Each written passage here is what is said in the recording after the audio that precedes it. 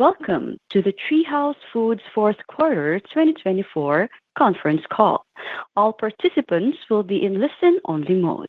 After today's presentation, there will be an opportunity to ask questions. To ask a question, simply press star followed by the number one on your telephone keypad.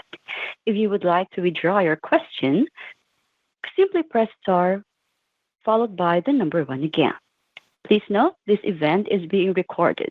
At this time, I would like to turn the call over to Matt Siler, VP of Investor Relations of TreeHouse Foods, for the reading of the Safe Harbor Statement. Good morning, and thank you for joining us today. Earlier this morning, we issued our earnings release and posted our earnings deck, both of which are available within the Investor Relations section of our website at treehousefoods.com. Before we begin, we would like to advise you that all forward-looking statements made on today's call are intended to fall within the Safe Harbor provisions of the Private Securities Litigation Reform Act of 1995. These statements are based on current expectations and projections and involve risks and uncertainties that may cause actual results to differ materially from our forward-looking statements. Information concerning those risks is contained in the company's filings with the SEC. A reconciliation of non-GAAP measures to their most direct comparable GAAP measures can be found in the release and the appendix tables of today's earnings deck. With that, let me now turn the call over to our Chairman, CEO, and President, Mr. Steve Oakland. Thank you, Matt, and good morning, everyone. Today, I will share with you our fourth quarter and full year 2024 financial results, as well as provide our initial 2025 guidance. Before we get to the results, I'd like to update you on a couple of recent events. First, the voluntary recall of frozen griddle products, which occurred last quarter. As you can see on slide 4, TreeHouse Foods initiated the recall of products made in our Brantford, Ontario facility out of a commitment to food safety and quality. The recall was initiated as a result of the rigorous quality assurance testing of our products made at the facility. We temporarily closed the facility to conduct a deep cleaning, sanitation, and hygienic restoration. The facility resumed shipping products in recent weeks, in line with our expectations, and we anticipate no significant financial contribution from griddle in the first quarter. Second, in January, we completed the purchase of Harris Tea, which is outlined on slide 5. I'm pleased to welcome the Harris Tea team to TreeHouse Foods. The transaction strengthens our competitive positioning in the fast-growing private label tea category and adds unique blending and sourcing capabilities that customers desire, building upon our category leadership and enhancing our position through additional depth and scale. The acquisition includes Harris Tea's manufacturing facilities in Morristown, New Jersey, and Marietta, Georgia, and provides vertical integration across the company's existing tea business. Turning now to a brief summary of our fourth quarter and fiscal year results on slide 6. Fourth quarter adjusted net sales of $911.4 million and adjusted EBITDA of $118.3 million were both in line with our expectations. We drove an improvement in our volume and mix and posted almost 4% growth in the period. Amidst voluntary recall-related disruptions in our supply chain, we executed well to achieve significant cost savings, securing anticipated procurement savings, which provided the benefits we expected this quarter. Looking at fiscal year 2024, adjusted net sales of $3.38 billion and adjusted EBITDA of $337 million were also in line with our updated expectations. We delivered flattish volume and mix for the year despite our supply chain challenges. Let's take a closer look at the consumer trends we experienced during the fourth quarter in the categories in which TreeHouse operates, detailed on slide 7. Private brand unit sales experienced a rather sharp deceleration during the quarter. We believe this slowdown was a result of continued macro pressure that has impacted the broader food and beverage market. We are experiencing similar trends thus far in Q1, and we have planned our 2025 business accordingly. Despite the macro trends, I am pleased to report that overall private label industry dynamics remain favorable, as we have illustrated on slide 8. Price gaps are healthy and maintain their historical cadence during the holiday period. Despite weaker consumption, private brands maintain share. As it relates to promotion levels, we once again saw the traditional pattern of gradual increases as the calendar year progressed. Looking ahead, we believe an increase in promotional activity is likely, given industry volume softness and overall consumption patterns, and we have planned accordingly. Promotions are generally still below the historic levels seen prior to the pandemic, and we remain comfortable with the expected levels of promotions in our categories. Moving to slide 9, private brands have been consistently gaining share over the last 2 decades, which we believe will continue over the long term. TreeHouse remains attractively positioned at the intersection of 2 incredibly powerful long-term consumer trends: the growth of private brand groceries in North America and the consumer's love of snacking. Continuing with the discussion of the long-term opportunity on slide 10, it's clear that many grocery retailers also see further runway for growth in private brands and are making their own strategic investments accordingly. Walmart and Albertsons both launched new private label brands in 2024. Costco's Kirkland brand is well established globally, and Aldi continues its store-based expansion across the U.S. with an assortment that's focused almost exclusively on private brands. The retailer emphasis underscores the opportunity available to TreeHouse to partner with our retail customers, gain share, and create value over the long term. I will conclude by providing additional context as to how we plan to manage the business in 2025, which incorporates the challenging macro food trends and slower category growth. We will continue to focus on what we can control as an organization, primarily the performance of our supply chain and our cost structure.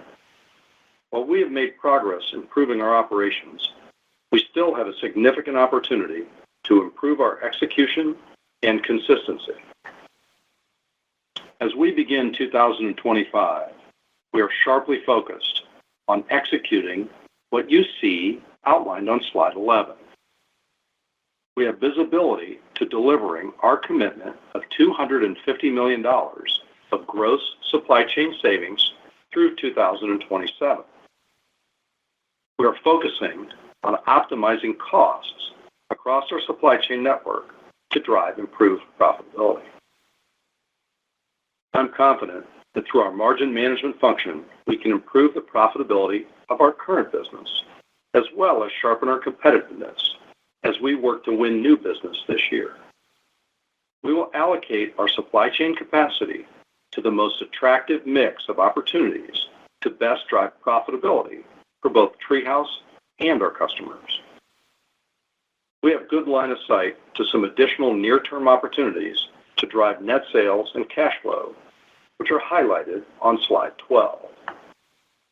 First, we have the opportunity to improve the production efficiency at our Cambridge facility, which, despite significant improvement in 2024, is still not yet in line with our long-term expectations. And second, we are on our way to a resolution of the frozen griddle recall that is impacting our first half, with the glide path progressing as planned. Third, our coffee business will begin to realize cost synergies this year as we complete the needed investments in the facility that we acquired, which should bolster our coffee margin capability. And finally, our level of growth CapEx is going to moderate moving forward as we complete some carryover projects from last year. With that, I will now turn the call over to Pat for further detail on our fourth quarter results and our 2025 outlook. Pat? Thanks, Steve, and good morning, everyone. I'd like to start by expressing my gratitude to the entire TreeHouse team for a solid close to the year. I am confident in our plans heading into 2025. I'll start with a summary of our fourth quarter results on slide 13.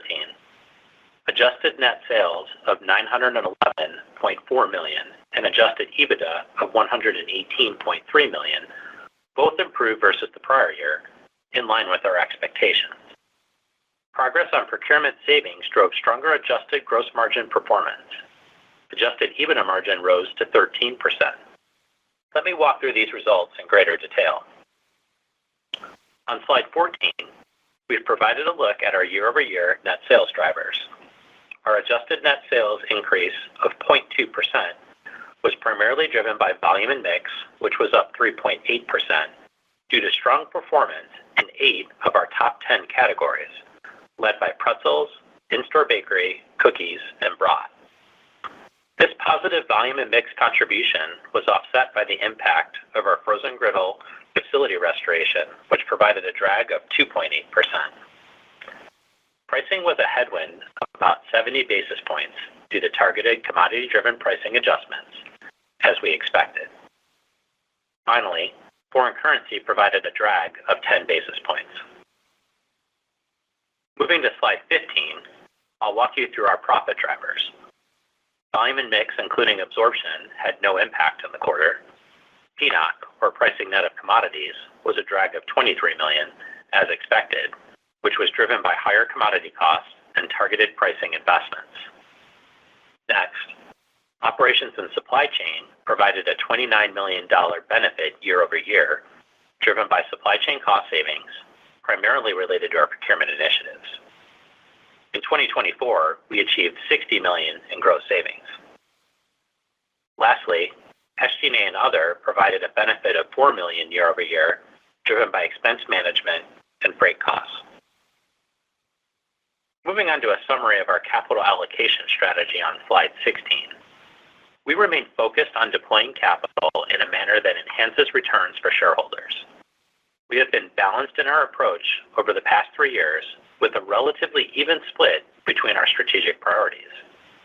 Our first priority remains investing in our business, which we do organically through CapEx, and inorganically by strategically adding depth and capabilities, as illustrated by our recent acquisition of Harris Tea. We will continue to maintain our balance sheet and execute on our share repurchase program when we believe our share price has become dislocated, and we have the cash on hand to do so. In 2024, we returned roughly $150 million to shareholders through our share repurchase program. As we continue in 2025, we will remain disciplined, looking at every possible capital deployment decision by evaluating risk-adjusted returns. Now, turning to our outlook for 2025, I'd like to spend a few moments framing how we are thinking about the year on slide 17. We continue to see a challenging macro food environment and slowing category growth. As it relates to our top-line outlook, there are a few factors to consider in our 2025 guidance for adjusted net sales in a range of $3.34 to $3.4 billion, or approximately flat at the midpoint. Volume and mix are expected to decline approximately 1% year over year due to a couple of factors. Organic volume and mix are expected to decline approximately 1%. Their Harris Tea volume benefit is expected to be offset by our previously announced decision to exit the ready-to-drink business and other margin management actions, along with the impact of the frozen griddle product recall. We expect that commodity-related pricing will be an approximately 1% benefit in 2025. Moving to profitability, we expect adjusted EBITDA in a range of $345 to $375 million in 2025. We are confident in the progress that we've made in implementing our supply chain savings initiatives and believe we are on track to deliver continued cost savings in 2025. Additionally, We have made margin management a priority in the coming year and are executing on this strategy as we speak. We expect free cash flow of at least $130 million, driven by improved profitability. Finally, we anticipate net interest expense in a range of $80 to $90 million and capital expenditures of approximately $125 million, which should continue to move lower as we move beyond a multi-year investment period in both capacity and cost improvement. With regard to the first quarter, we are expecting adjusted net sales in a range of $785 million to $800 million, which represents a year-over-year decline of approximately 3.5% at the midpoint. Volume and mix are expected to decline approximately 3% year-over-year. The Harris Tea volume benefit will be more than offset by the one-time impact from the frozen griddle product recall. In terms of profitability, we expect adjusted EBITDA in a range of $38 million to $46 million. With that, I'll turn it back over to Steve for closing remarks. Steve? Thanks, Pat. 2024 was a difficult year for the food industry and TreeHouse. I'd like to thank the team for managing the business through a tough environment. While we stand to benefit from our categories returning to their historic growth rates, I continue to believe TreeHouse has meaningful margin expansion opportunity. We have been implementing near-term strategies to enhance value that are within our control. These include several efficiency opportunities across our supply chain and our overall cost structure that should drive improvement in the near term. As we head into 2025, we are focused on strengthening the foundation of our supply chain and margin management initiatives, restoring production levels in key categories, and pursuing profitable new business. Additionally, as we move through next year and conclude some carryover growth projects, we will begin a multi-year glide path to lower the levels of CapEx, which will drive higher free cash flow conversion. These efforts should drive improved profitability and cash flow regardless of the macro headwinds. With that, I'll turn the call over to the operator to open the line for your questions. We will now begin the question and answer session. I would like to remind everyone, in order to ask a question, press star followed by the number 1 on your telephone keypad. To withdraw your question, press star followed by the number 1 again. The first question comes from Andrew Lazar of Barclays. Your line is open. Great. Thanks so much. Good morning, Andrew. Morning. I guess first question would be in the fourth quarter, excluding all the one-time dynamics of exiting businesses and the griddle recall, I think you said underlying volume rose 3.8%. On the same basis, if I'm looking at it right, I think you're looking for underlying volume, again, excluding all of these one-time things, in the first quarter, that's sort of flattish. I guess if I have that right, what do you attribute the sort of sequential slowdown to? Yeah, Andrew, this is Pat. So I think as we started the ramp up of the broth facility, that was, part of what helped us into the fourth quarter is we weren't shipping as much broth. I think we've also seen an offset in some of the category deceleration that we talked about. As we exited the last couple of months and based on what we can see year to date, we're seeing, maybe just slightly positive category trends, but, largely flat. And so I think that's the way we're thinking about, the first quarter. Got it. Thanks for that. And then, Steve, this is a little bit more high level, sort of from an industry perspective, really across branded and private label. But, over the past couple of decades, right, the group has, from time to time, dealt with, significant fundamental challenges. And, each time, while it's taken some time, the group has sort of found its way, back to sort of a better place. One way or another. And it just feels like valuations for the group at this stage are almost sort of implying that this time is different. That the challenges the industry currently faces are maybe more enduring or sort of structural in nature. And I guess I would just be curious on your thoughts. Obviously, you've been in the industry a long time, and at any given point in time, it's always seemed like the challenges are structural, and then they've proven not to be. And again, I don't want to be dismissive of any of the challenges the industry is facing. I know they're real, but you get a sense of what I'm getting a sense of, like, is this time different in your view? Sure. Well, maybe I'll answer that by pulling it back to TreeHouse and how we look at it, and we're looking at exactly what you just articulated. So, obviously we're not satisfied with our 2024 results, right? We know this business is capable of more than that. And you've got this environment of high inflation, you've got the GLP-1 question, you've got, the consumer pressure question. So you've got a lot of questions around you. And if I take it just back, it's been literally less than 2.5 years, just under 2.5 years ago, that we sold the meal prep business and created the new TreeHouse, right? We chose categories when we did that had grown historically 3 to 5% in units, okay? And some of those categories had grown at that pace for a decade. Well, obviously, to your point, these things have changed dramatically right now, right? You've got a low growth to no growth environment. Private label dynamics within the categories are good, right? But the categories aren't good, right? So what I inferred in my prepared remarks, and I hope the group on the call understands, is that our management team, our board, our leaders think this is an opportunity for exactly what you said, to reset ourselves, right? To rethink how we go to market, how we run our business, okay? And do it differently.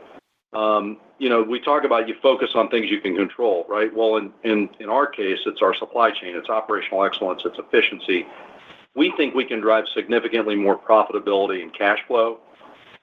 We think it has to start with the guide we gave you today, a very conservative volume guide, right? And that conservative volume guide allows us to focus on execution. We can tighten up our spending, things like, growth capital, working capital, and we can focus our team on projects that'll take out structural costs, right? So we do think it comes back, right? And to your point, it does, right? But what we want to do is be a place where when that happens, we can really leverage that financially. So our focus in the near term is to drive those things out. I think, Pat, I think our categories were up 0.7 point in units in January, right? And so if that happens, we'll be, a tad better than what we guided. But we thought a conservative guide, really a different mindset across TreeHouse and across our teams to focus on making this operation ready for when that happens. And then we're going to know more, right? The GLP-1 question is going to flush itself out, right, over the next year or two. A lot of the trends, the food costs, right, commodities will settle. We can't have a more uncertain environment today with tariffs and all the things that are going on around us. So I think we just should build, and I know some of my peers are working on some of the same issues. And so I think we position the business for normalcy, and normalcy will happen, right? It has, to your point, every other time. Good. I always appreciate your thoughts. Thank you. Yeah, thanks, Andrew. The next question comes from the line of Matt Smith from Stifel. Your line is open. Hi, good morning. Thank you for taking my question. Good morning.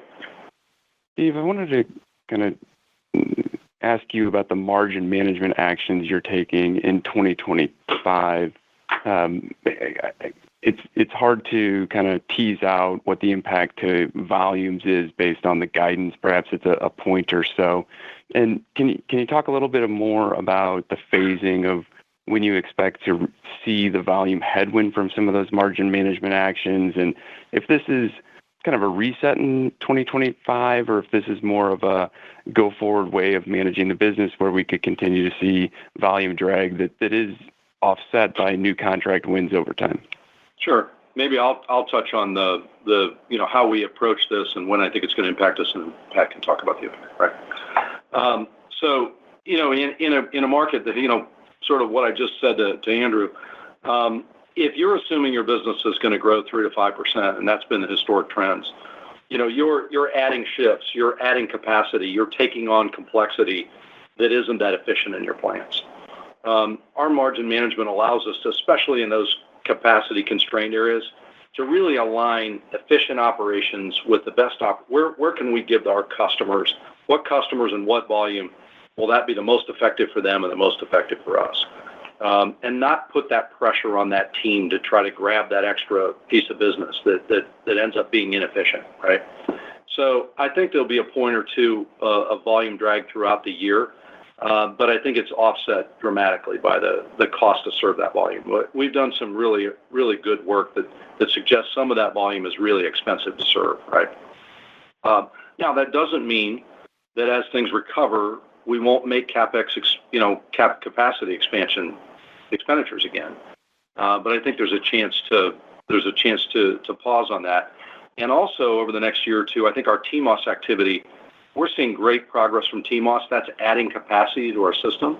So let's let that run for a year or two and free up some capacity, and we'll go fill it. So maybe I'll hand it to Pat to talk about the impact. Yeah, and so I think you're thinking about that right from a quantification. I think you'll see that build throughout the year. Obviously, the first quarter we've got visibility into what business we want to serve there, and throughout the year you'll start to see us make choices on bids that we participate in where we may not want to run down the structural margin in a category and bid too low, and other parts of business that, like Steve described, that are complex and are within the tail of what we serve that don't make sense for us. So I think about that as probably starting second quarter and then building throughout the year. Yeah, it's not going to be draconian, but a couple points of volume out of our system, the most expensive part of our tail, can really impact our margin capability. Thanks, Pat. And just as a tactical follow-up, the margin management actions, the drag on volume, is that going to be? It looks like the way guidance was laid out, that's not going to be included in what you're calling organic volume. Is that right? Yeah, I think the way that we described that's right. Maybe the way we described organic might just be what we would call sort of base business, maybe be another way to say that. Thank you. I'll pass it on. Thank you. The next question comes from John Anderson of William Blair. Your line is open. Hey, good morning, everybody. Morning, John. A couple of quick questions. On the supply chain cost-saving program, I think you mentioned, Pat, that cumulatively you kind of realized $60 million of gross savings in 2024. Can you talk a little bit about how we should be thinking about the cadence of the balance of that program in 25 and in 26? And then I'm also curious around the commentary around the capital expenditure glide path, kind of a multi-year glide path to a lower CapEx rate. I think the CapEx rate was around 4.3% of sales in 24, kind of implied in the 3.8, 3.7, 3.8 range in 2025. How that you expect that to kind of, assuming all else equal, how that glide path might play out over the next 2 to 3 years. Thanks. Yep. So on the supply chain savings, a lot of what we drove this year was related to our procurement cost savings initiatives, and we're really pleased to see the flow through of that in the second half of the year primarily. So given that we did a lot of that work in the second half, what we expect to flow through in 2025 will be the carryover impact of that, as well as the remainder of the pipeline as we continue to execute on that. Obviously, in a lower volume environment, it's a little bit harder to drive through kind of ongoing cost savings, and we do see a little bit of inflation. So that number from a manufacturing will be a little bit smaller this year, but we see ability for TMOS to offset our inflation and deliver a little bit. And then we've had good progress as well on our logistics, and there's still more work to go there. So I'd say think of 2025 providing probably a little bit less from a procurement savings, but that's well on its way. We'll get some manufacturing, and we'll get to start to work on our logistics, which were kind of the pillars of what we talked about. And then we'll just look at as based on volumes, what are the structural things we've got to do, to make sure we're aligning effort with the volume that we do have. Then as it relates to CapEx, we are winding up a couple multi-year projects in 2025.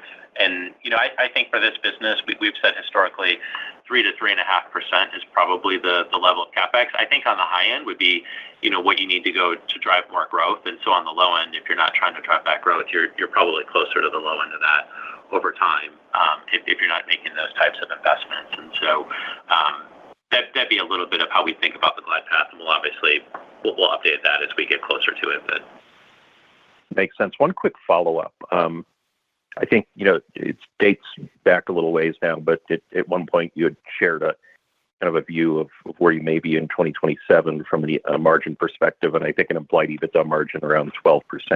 In light of some of the kind of the pivot that you're making here based on the macro and category performance, where it's like you're going to be, scrutinizing some of the category customer relationships a little bit more for margin management.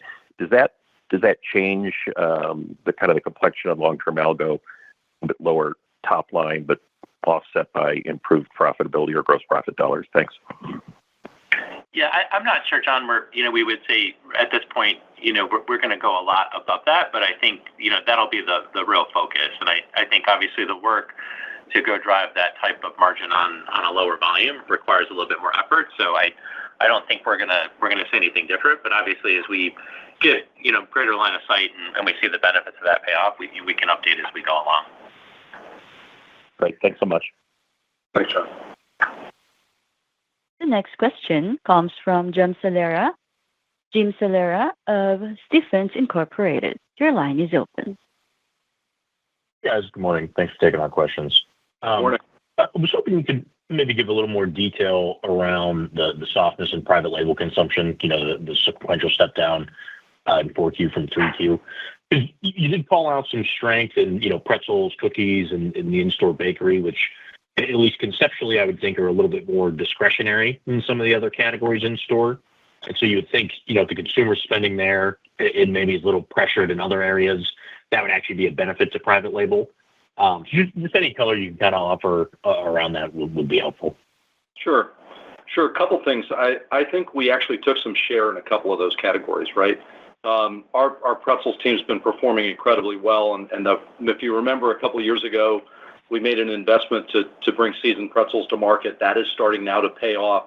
So I think in ISB as well, there's some new business in that group. So I think, frankly, that's executional. And unfortunately, when we have the hangover of our frozen griddle, those things are hard to show through. But so we actually had some executional strength there. Honestly, we have historically seen brands peak in December. That's been a historical peak. Obviously, you've got holidays, you've got all those things happening. So, and you've got a lot of promotional support.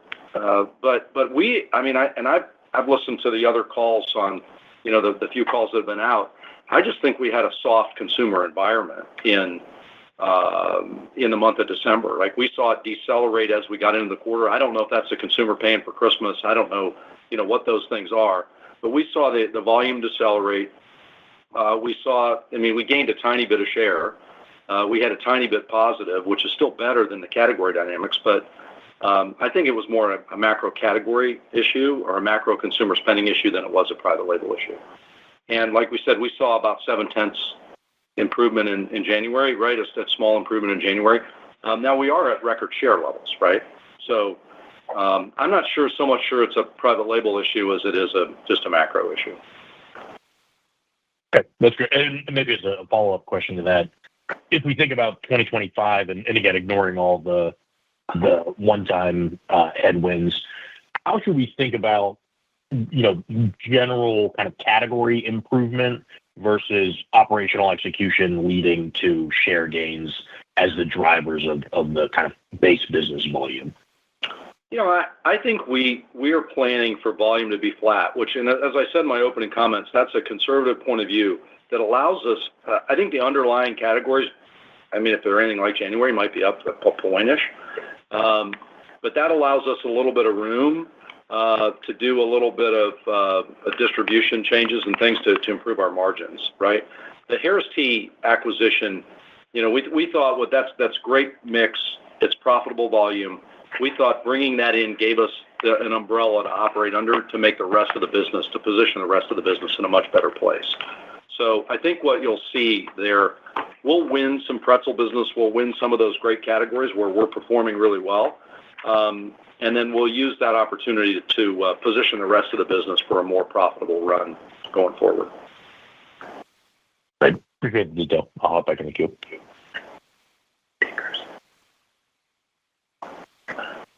The next question comes from Rob Dickerson of Jefferies. Your line is open. Great. Thank you. Maybe just one kind of technical question and one broader question. For the quarter, volume mix was up 3.8, and then we have the line that shows kind of facilities restoration impact, right? Which I assume that's the griddle business. That's correct. Okay. And then when we go back last year to Q4, I believe it was about a 4% drag from the broth dislocation, right? Kind of from that disruption. So I guess, if I'm trying to kind of like net broth, let's say, to griddle, would you say that 4% drag from last year's Q4 was, essentially recovered in this year's Q4? That's the first question. Yeah, Rob, this is Pat. So I would say some of that that we saw in the prior year in 2023 is recovered over the course of the year. I think, as we've described it in the past, we do think it's going to take through Q1 to get broth service levels back up, and so we're seeing that. So I wouldn't say it's fully recovered in that time frame. It's a seasonal item, and so it takes a little bit, from a capacity standpoint, to go fill that pipeline back up. So we weren't quite there in the fourth quarter. Okay, cool, perfect. And then just Steve, you had the comment and the prepared remarks around kind of expectations for promotional activity to increase. I kind of took that, as both branded and private label. So I guess just kind of like first part of the question is just, kind of in this like lighter volume, environment, and then kind of your comment on kind of trying to push the margin on a, lower volume base. Is the idea as you kind of get through Q1, if like the environment, let's just say, doesn't improve materially, then as we kind of get through the year, both branded and private label could actually start to promote a little bit more to try to get those volumes, and hopefully kind of, the lower absolute price point on a promoted private label item becomes more attractive in this environment. That's all. Sure. Thanks a lot. Sure. I think the assumption is branded, right? I think that they're still below, and I mean, at some point we have to stop using pre-pandemic, right? It's going to get too far. Nobody's going to remember when it was, right? But, the promotion levels are still not at historic norms, right? So there's room for promotions to grow based on that. We expect branded promotion volumes. Look, it's a low volume environment, right? So we expect them to try to find ways to target that and be effective. We contemplated that in our flat guidance, right? We think that's contemplated in. When it comes to promotion for us, that's something we work on with the retailer. It's not trade for us. It's not the same line. It's built into the contracts that we have. So, if we need to do that or they need to do that, we'll work on that together, but it won't have financial impact to us the way promotion does in branded accounting, right? So, but my feeling is the gaps are pretty substantial right now. I think they can sustain, and the value proposition for private label, I think, is the best it's ever been from a quality and assortment and price point. So price gap. So I think we'll weather and we can deliver the numbers that we have comfortably without us having to do much, and that assumes brands are aggressive. Okay, super. And then maybe just one last quick one on Harris Tea. 4%, 4% and a contribution to 25. Just as you step into that business, and I'm sure you varied it pretty quickly or closely, before you purchased it. Kind of out of the gate, is there like a kind of a larger increased distribution opportunity? Is there something strategic that kind of pairs with coffee that we just aren't discussing, right? I mean, clearly understand kind of what the CAGR on that business has been, the category. Just trying to understand kind of, Sure. What do you do with it out of the gate? Well, I think, yes. Number one, it's a great category. Typically, that is a category that is bought with coffee, right? The hot beverage group in most retailers is all together. And so they bring a an even deeper group of relationships with that particular category than we do. But also, we have a small tea business, right? And we pack tea for some of the most specialty, food service retailers and things. We have a very high-end tea business that didn't have the procurement and blending capabilities. So it brings vertical integration to the business we already had. And that's where the little extra synergy for TreeHouse is, besides just the integration stuff, right? So I think and this is a really deep group from an expertise level. So they are clear category experts. So I think what we felt, they could run our existing tea business better than we were running it, right? No knock on our team. Just we felt there was going to be synergy on our tea business. Super. Thank you. Yeah. The next question comes from Carla Casella of JP Morgan. Your line is open. Hi, thanks for taking the question. Just on the griddle facility shutdown, and more broadly than that, can you talk about what you're seeing in terms of, you talk about account wins. I'm wondering if you're seeing any account losses, and if there's a kind of net wins versus losses way to think about the business. I think our customers have been with us really strongly, both on our broth recall and on our griddle recall. So we think the distribution base as we come out of this will be very similar to the distribution base when we went into it. And I think that's just our transparency. There were no consumer injuries on this. This was this is the rigor that we put into an older facility that we owned, and I think their QA groups really appreciate our vigilance on it. I think it was the right thing to do. It was expensive, and I know the retailers don't like this kind of thing, but they appreciate having a partner with the kind of vigilance that we have. So far we think our distribution will be neutral. Okay, great. And then just any conversations you've had with the rating agencies. I know I ask this all the time, but the CCC rating on the bonds looks, low to us. We're just wondering if you've got any kind of in your sights to maybe get your rating up and what you may need to do. Yeah, I think it's no different from other stakeholders who are just looking for consistency of execution and delivering on what we've set out. And so I think as we do that, you'll see it. I think as we keep leverage low as well, I think that's another kind of mechanical trigger point as well that we'll need to think about. And certainly even with our refi, we felt like pricing we got in the first quarter was probably reflected what your sentiment is on the rating as well. Yeah, Carla, I would just say our bondholders and our lenders look at us favorable to that credit rating. So we think the underlying earnings power of the business shows through, and we understand the rating agency's conservative stance, and we're anxious for that for us to have the returns and the results that we can show through to them as well. Okay, great. Thank you. The last question today comes from William Reuter of Bank of America. Your line is open. Good morning. I just have two. The first, your leverage is kind of down near the bottom of your target range of 3 to 3.5 times. Should we assume that, I guess, the majority of cash at this point will either be deployed towards M&A or, if there are not opportunities, towards share repurchases?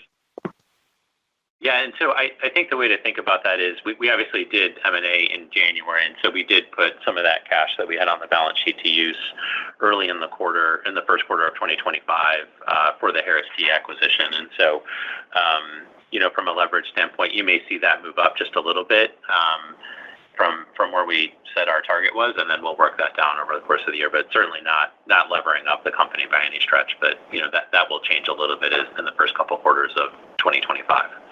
Yeah, we think by year end though we'll be in an even lower position. I think the slide 16, we thought it was important. We talk about capital allocation and the discipline that we have. We think that pie chart really gives you a sense that we have in fact invested in our business. We have in fact kept our balance sheet strong, and opportunistically return cash to shareholders. So we don't see any change in that going forward. Got it. And then, given the diversity of your product portfolio, it's a little bit difficult from the outside to track how your commodities may look for the year. I guess in general, are you going to see either inflation or deflation, or should they be relatively flat? Yeah, we're going to see sort of low to mid-single digit inflation is what we've got visibility to right now. There are large chunks of that are in coffee and cocoa, which if you follow those have been up somewhat more dramatically than other commodities. And then there's probably some things in some edible oils and some other ingredients that we use that are up a little bit year over year. So we'll watch that as we go through the year. But that's what we've got visibility to right now. And we've assumed some level of pricing in our top line guidance for that. And we've talked a number of times, much of our coffee pricing is pass-through, right, is on timing pass-through, and we hedge it accordingly based on those pass-through agreements. So that's a mechanical exercise, and that's probably the largest single piece of it. Okay. So does it stand to reason that it sounds like from the last answer that largely you did push through price increases, and let's exclude cocoa since there are pass-throughs on that, or coffee, I can't remember which one you just mentioned, but you priced for the majority of the other commodity inflation you saw for the year? I'd say that activity is happening right now. Yeah. I would say it's more current. I wouldn't say we've done it. I'd say it's being done. Yeah. And obviously there's positions in front of that stuff, so that gives us the time to do the customer lead time stuff. Great. That's all for me. Thank you. This concludes our question and answer session. I would like to turn the conference back over to Steve Oakland, Chairman, CEO, and President of TreeHouse Foods, for closing remarks. Well, I'd like to thank everyone for being with us today. I'm sure that this isn't what you planned for Valentine's Day, but we appreciate you being with us, and we hope you have a great evening. And we look forward to talking to you live in between and again next quarter. Have a great day. This concludes today's conference call. You may now disconnect.